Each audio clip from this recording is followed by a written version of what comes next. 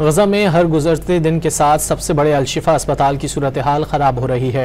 अस्पताल के उमूर चलाने के लिए जनरेटर्स में इस्तेमाल होने वाले ईंधन की किल्लत दरपेश है।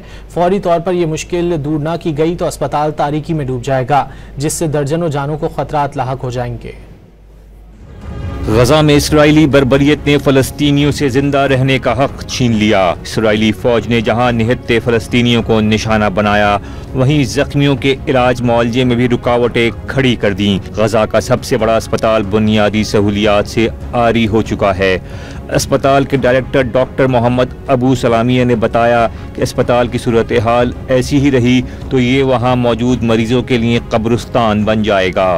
تحذر وزارة الصحة الفلسطينية في قطاع غزة من كارثة إنسانية وشيكة في ظل النقص الحاد والمتجدد في الوقود، والذي بات يشك بشكل مباشر وخطير على تشغيل المستشفيات وتوقف محطات مياه التحلية ومصادر الإمداد المائي। आलमी इदारा सेहत ने बताया कि गजा जंग में अब तक इसराइली फ़ौज ने अस्पतालों पर 600 से ज़ायद हमले किए। गजा में सेहत का निज़ाम तबाही के दहाने पर है।